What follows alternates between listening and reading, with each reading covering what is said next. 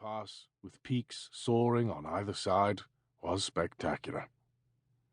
At the far end of the village he picked out the larger shape of the Red Dragon pub, its painted sign swinging in front. Just how a pub should be, he told himself, as he nodded in satisfaction.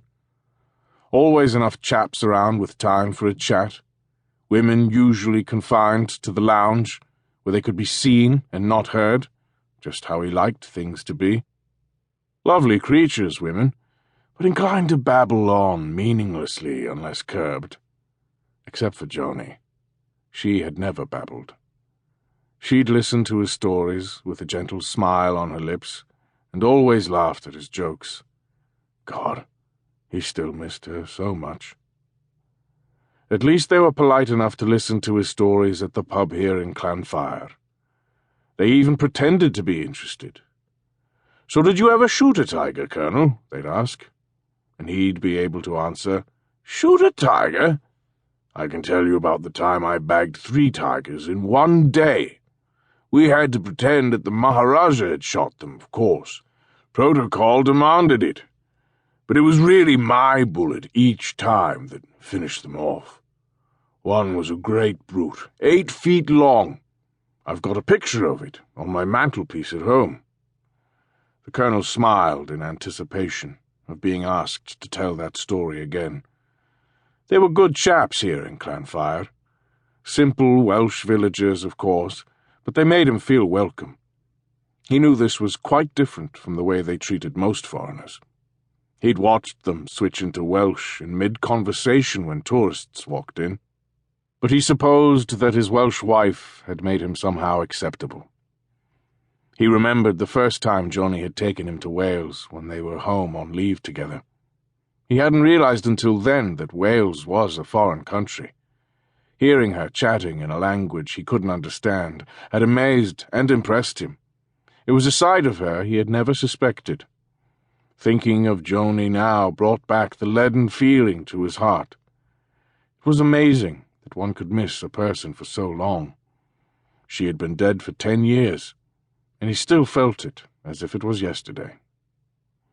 He had come to Wales the summer after Joni's death, trying to make sense of things, and had been healed and charmed by the silent, rugged beauty of the mountains of Snowdonia. By sheer luck, he'd seen an advertisement for summer accommodation at Owen's farm above Llanfair. His gaze moved beyond the village to the square, whitewashed farmhouse, protected by a stand of windswept trees. Answering that advertisement had been one of the luckiest things he'd ever done, and he'd certainly had lucky moments in his life.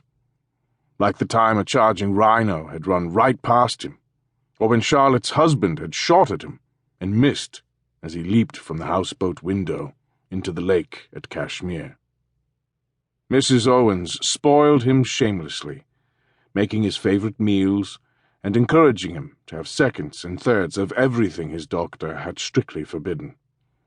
She did his washing and ironing and kept his room spotless without fussing over him. His days were free to be spent in the good fresh air, tramping over the hills, trying to identify wild flowers or birds, or pursuing his real passion, archaeology.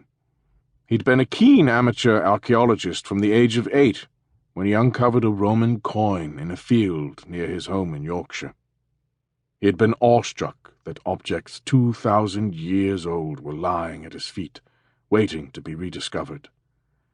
If he'd come from a different family, he might have gone to Oxford or Cambridge to study ancient history, but the Arbuthnot's always went into the army, he sighed.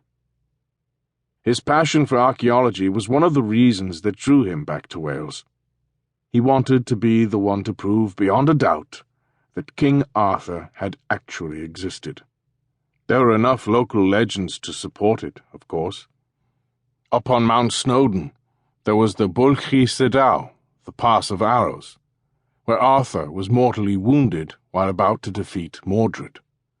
Excalibur was said to have appeared from Llyn Clydor, the lake that nestled on the flanks of Snowdon.